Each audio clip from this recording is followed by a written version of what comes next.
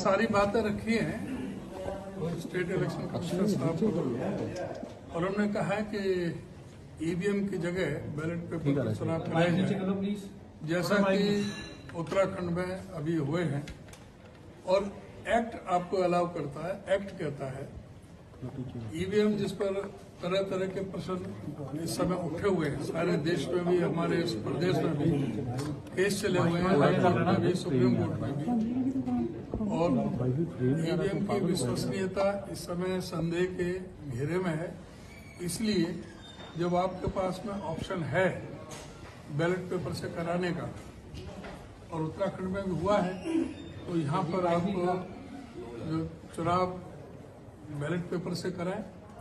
और दूसरा हमने कहा है कि भाई एक साथ में आपने अनाउंस करके 2 तारीख को चुनाव करा रहे हैं और 12 तारीख को आप काउंटिंग कर रहे हैं। अभी तक जितने भी लोकल बॉडीज के इलेक्शन हुए हैं सेम डे काउंटिंग होती रही है, तो 2 तारीख से 12-10 दिन का क्या औचित्य है।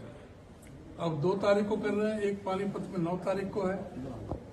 इससे तो ये बेटर था कि आप सारे ही इलेक्शन 9 तारीख को करा देते, उसमें क्या दिक्कत है। जब 12 को आपने काउंटिंग करनी है तो सारे 9 को करा देते, और चाहिए तो था कि सेम डे करें और बैलेट पेपर से करें।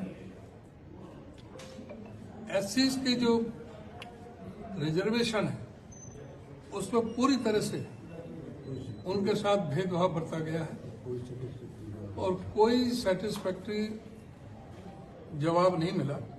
क्योंकि जो एससी की जो रिजर्वेशन है, मैंने बताया कि गुड़गांव में जब 25 वार्ड थे जब भी 3 रिजर्व, जब 35 वार्ड थे तब भी 3 रिजर्व, अब 40 वार्ड है अब भी 3 रिजर्व है।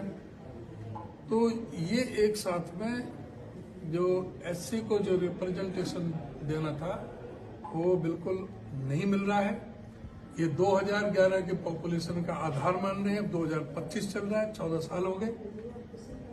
और पीपीपी ये बीमारी, ये परमानेंट परेशानी बन रही है। ये पीपीपी को ही माध्यम से एससी और बीसी के इन्होंने अपने आप ही अपनी मर्जी से जो रिजर्वेशन जो तय की है वो बिल्कुल सर्वथा अनुचित है।